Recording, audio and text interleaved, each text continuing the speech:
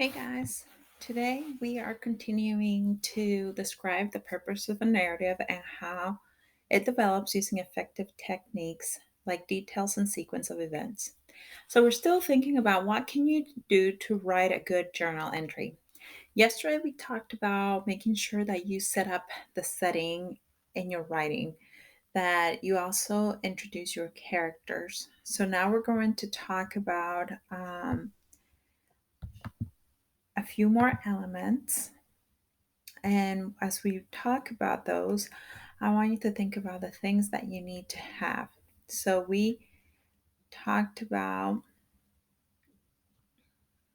actually, I have it open right here. So I'm going to open it right here because it's ready to go. We left off with those characters. So I want you to think about now we've set up the setting, we have introduced our characters and the antagonists, and now we need to talk about plot. The plot is all of the events that make up the storyline of the narrative.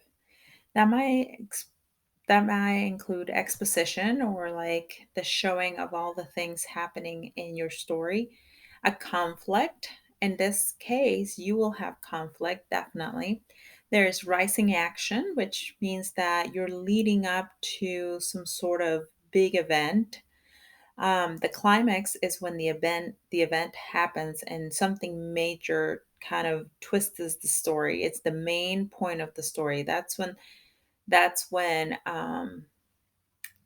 the people find treasure, when someone is saved when from war, or if you think about your movies, is the moment where like things get solved and they're like you figure out if it was a mystery. That's when we're about to figure out what happened and how great it is and all that stuff. And then there's the falling action, which is like leading up to your closing after the big event is happens, and then the resolution is your ending of the story. So it looks like a peak, a narrative in there. So think about this. So the exposition is the background information.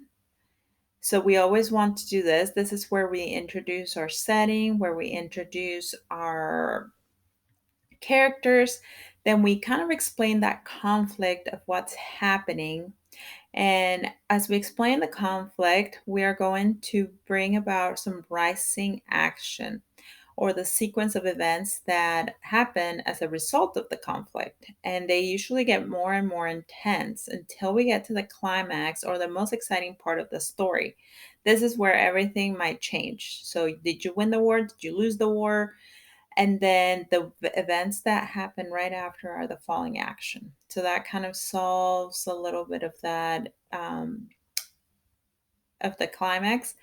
And then the real solution is where all the loose ends are tied up and where we explain how things have changed. So we have all these things, and that's what we really want to focus on our journal entries. We want to make sure that we're following this pattern. Um, so when we talk about this, we talk about conflict, and I told you that's kind of like your driving force for any narrative.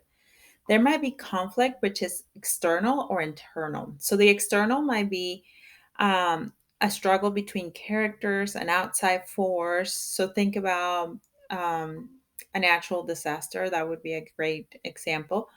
But there's also internal conflict where people are struggling on the inside and they let you know that they are struggling. So they might find that they have nightmares. That's an inside conflict. That they are having anxiety. That's an inside conflict. So if the character itself is having a bad thoughts and things like that, that's on the inside. But on the outside, the external are the struggles that we can see between characters and other natural elements. So think about this. Which one would it be? Would it be internal or external?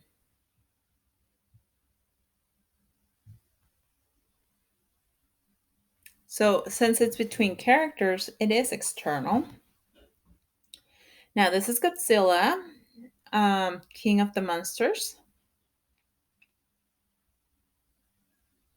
And if you guess external, it is. It is between the conflict of all these helicopters that are in the trying to get Godzilla to calm down, right?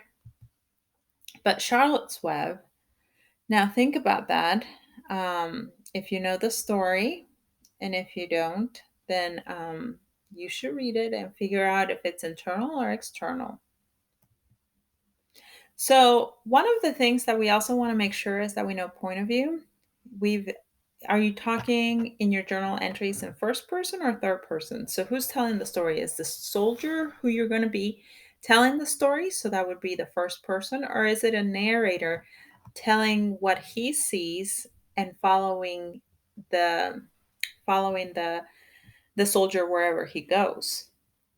I would suggest that you stick with first person. It would make it a lot easier, especially when we get to the end of this unit, because you will have a big project to do. So make sure that you write it in first person point of view rather than third person, so that I, we, me, all of those are always those words that we want to make sure are there for first person. So I know that you guys, we have talked about this. So if you want, you can watch this video.